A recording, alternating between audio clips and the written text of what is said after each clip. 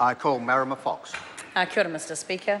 Tuatahi kei te pirangi o te tuku mihi atu ki a koutou, kua tai a tina mai ki te whare nei. Tautoko ana ngā whakatau kua tuku e aku hoa me taku parata nei a tūriroa ki a koutou.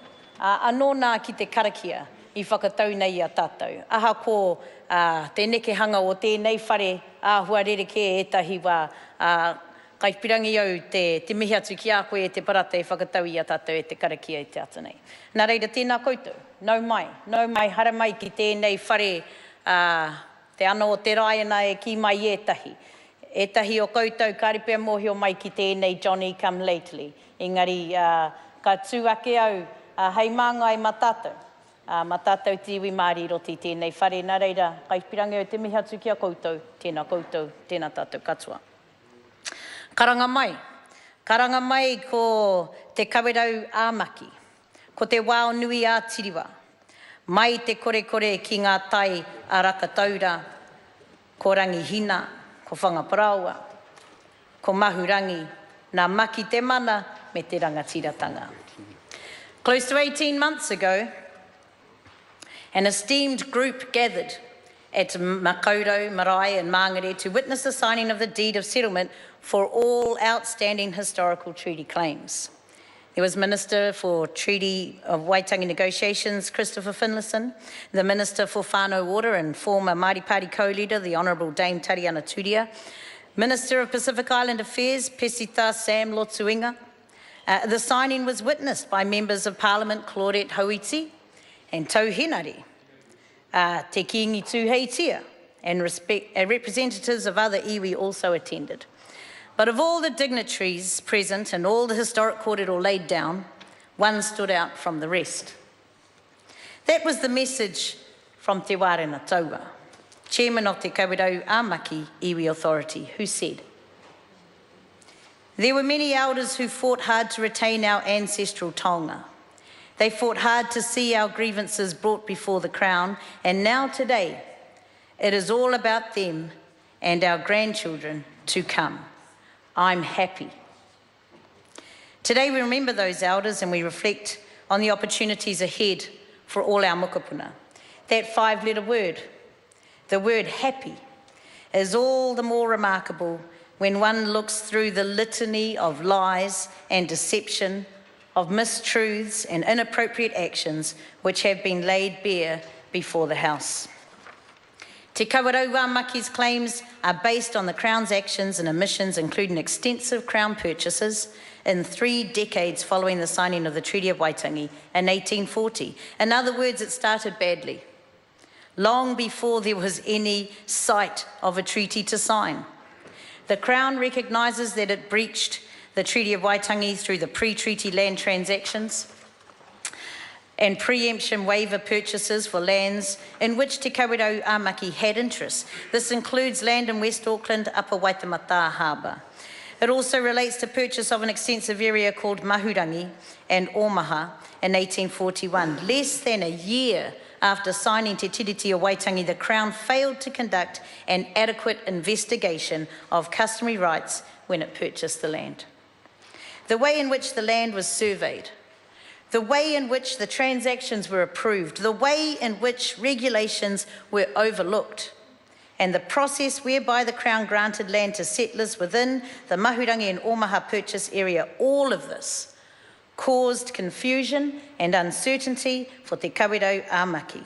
This was land that had been set aside for Te Kawerau a Maki land, and land that was never protected, leaving the people alienated from tribal control. In effect, Te Kawerau a Maki were rendered virtually landless. This has had a severe impact on the health and well-being of its people.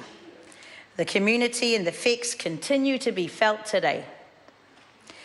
Indeed, step by step, decade by decade, the circumstances of Te Kawerau a Maki are in themselves a riveting example of how not to express a genuine and meaningful partnership. The 1853 and 1854 purchase deeds for Hikurangi, Paioterangi and Pūtainga are other fascinating examples of what not to do. In each of these cases, the deeds contained provisions that 10% of the proceeds of sale were to be expended for the benefit of Māori and for specific payments to be made to the vendors. Yes, one could even say that 10% was at best tokenistic, but it gets worse. The Crown failed to keep adequate records after 1874, and the vendors, including Te Kawerau Maki, received no further identifiable benefit under that 10% provision. The Crown went on its sorry way to purchase a large amount of land in the Waitakere region between 1853 and 1856, failing to actively protect Te Kawerau Maki by ensuring adequate lands were reserved from the purchase and protected from alienation. To add insult to injury, the Crown then introduced native land laws without consulting Te Kawerau Maki. The individualisation of title imposed by these laws was inconsistent with tikanga. Te Kawerau Maki had no choice but to participate in the native land court system, but the title determination process carried significant costs, including survey and hearing costs, which at times contributed again to the alienation of Te Kawerau Maki land. As we have seen with so many other iwi, the introduction of native land laws simply made the land more susceptible to partition, fragmentation, and alienation, contributing further to the erosion of tribal structures, which were based on collective ownership of land. There was no form of collective title enabling Te Kawerau Maki to administer and utilise their lands until 1894, by which time far too much had already been taken. Then there were the lands of Kōpiri Nui, acquired by the Crown for sand dune reclamation between 1920 and 1951, including compulsory taking of land. The loss of these lands has been a major grievance for Te Kawerau Maki, hindering their access to urupa, kaimoana, and other resources. The wholesale taking of land, the failure to provide adequate compensation and reserves, the loss of Te Kawerau Maki wāhi tapu has drastically and dramatically hindered social, economic and cultural development of Te Kawerau Maki as a tribe. E te mana whakawā.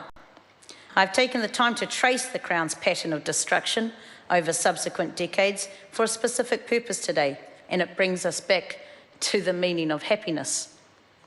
How humbling it is to think of the words of the kaumātua, te wārena taua, when we traverse the breakdown of trust and honour in terms of the Crown's actions, actions which undermined the ability of Te Kawerau Maki to protect and manage their taonga, their wāhi tapu, and to maintain spiritual connections to their lands.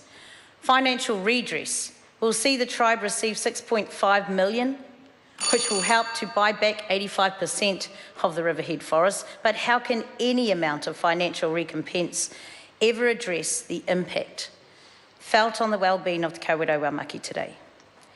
Te Kawerau Maki has waited a long time to reach this day.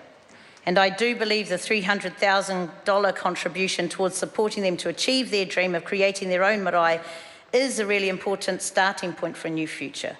While no contribution or fiscal address will ever rectify the wrongs of the past, perhaps the aspiration for their own marae will enable people of Te Kawerau Maki to focus full steam ahead on developing a strong cultural and economic future. And that, fellow members, will be a commitment that we can all feel happy about supporting. And I'm sure even Koroeru would be smiling down today, happy to move forward. Yes, last year was the time when I came and first listened to this claim with a box of tissues, just overwhelmed by the utter destruction that come to our people.